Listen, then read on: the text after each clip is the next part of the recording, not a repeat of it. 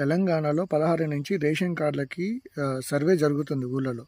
అయితే మా ఊరికి ఒకరోజు లేట్‌గా 17వ తారీఖున లిస్ట్ వచ్చింది. ఆ లిస్ట్ వచ్చినప్పుడు ఆతృతగా వెళ్ళి 10 సంవత్సరాల నుంచి వెయిట్ చేస్తున్నాం రేషన్ కార్డుల కోసం అని చెప్పి లిస్ట్ వచ్చిందని తెలవగానే మా పేరు ఉందా అని వెళ్ళి అడిగాను. అడిగితే మీ పేరు రాలేదయ్యా, 80 మంది అప్లికేషన్లు పెట్టుకుంటే 19 మందికే అప్రూవల్ చేశారు. 19 మందికే లిస్ట్ ఇచ్చారని చెప్పారు. సరే అని చెప్పి పంచాయతీ కార్యదర్శిది వచ్చాక వెళ్ళి అడిగాం. సార్ మా పేరు ఎందుకు రాలేదు సార్ ఇక్కడ అని అంటే, మాకేం తెలియదండి అంతా పైవారే చేస్తున్నారని చెప్పాడు. ఎవరు మీ పైవారు అని అంటే, మండల ఆఫీస్కి రండి అని అన్నారు. మండల ఆఫీస్ దగ్గరికి పోతే మండల ఆఫీస్కి వెళ్ళండి అనే చెప్పారు. ఎంఆర్ఓనా ఎంపీడీఓ అని కూడా చెప్పలేదు. తర్వాతకి మేము తెలుసుకొని వెళ్ళింది అక్కడికి ఎంపీడీఓ ఆఫీస్లో ఈ లిస్ట్ వచ్చిందని తెలిసింది. ఎంపీడీఓ ఆఫీస్కి వెళ్తే పొద్దున 10 గంటలకి ఎంపీడీఓ ఆఫీస్కి వెళ్తే ఎంపీడీఓ గారు లేరండి ఇక్కడ, ఆయన సాయంత్రం మళ్ళీ 5 గంటలకి ఆఫీస్కి వస్తారు, ఆయన ఫీల్డ్లోకి వెళ్ళిపోయారు, ఇప్పుడు దొరకరండి అని అన్నారు. సరే అని చెప్పి సాయంత్రం 5 గంటల వరకు వెయిట్ చేసి ఎంపీడీఓ గారు వచ్చాక అడిగాం, సార్ ఏంటి సార్ మా పేరు రాలేదు ఎందుకు సార్ అని అంటే, మా దగ్గర ఏం చేయలేదండి అంతా పైవారే చేశారని అన్నారు. మళ్ళీ ఆ పైవారు ఎవరండి అని అడిగితే డిస్ట్రిక్ట్ సివిల్ సప్లై ఆఫీసర్ దగ్గర నుంచి లిస్ట్ వచ్చిందండి. ఆ లిస్ట్ ప్రకారంగా మేము వెళ్తున్నాము. మా దగ్గర ఎడిట్ ఆప్షన్ కానీ మేము అప్లై చేసింది కానీ ఏమీ కూడా లేదు.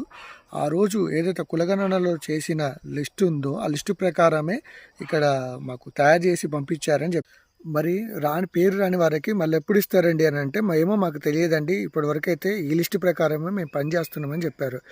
అంటే ఇప్పుడు మళ్ళీ రెండో విడత ఎప్పుడు వస్తుంది, మళ్ళీ మాకు రేషన్ కార్డులు ఎప్పుడు వస్తున్నాయి, మళ్ళీ రేపు మేము మళ్ళీ మా చెప్పులు అరిగే దాకా ఆఫీస్ చుట్టూ ఎన్నిసార్లు తిరగాలి.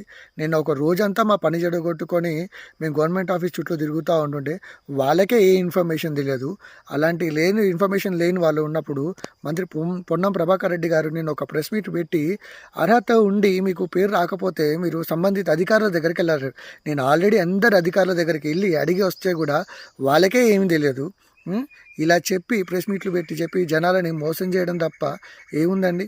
నేను ఒకటే సూటిగా చెప్తున్నాను, ఇప్పుడు ఇచ్చిన రేషన్ కార్డు లిస్టులతో పాటు మిగిలిన అప్లికేషన్లు అన్నీ కూడా కలిపి మళ్ళీ సర్వే చేస్తారా, లేకపోతే లిస్ట్ ప్రకటిస్తారా, లేకపోతే ఫోటోలు దించుతారా, ఏదో ఒకటి చేయండి. కానీ అందరికీ ఒకేసారి లిస్ట్ అనేది రేషన్ కార్డులు అనేది ఇవ్వండి.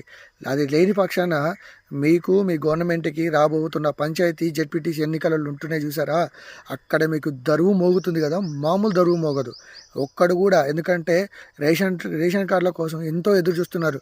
ఈ గవర్నమెంట్ అయినా సరే రేషన్ కార్డు ఇస్తుందని చెప్పి ఎంతో ఆతృతగా మరీ వెయిట్ చేస్తున్నా కూడా సరే మీరు ఇస్తారని ఒక ఆశతో కోరికతో ఉంటున్న ప్రజలని మోసం చేస్తున్నట్టు భావించి మీరు ఇవ్వకపోతే మాత్రం వదులుకోండి.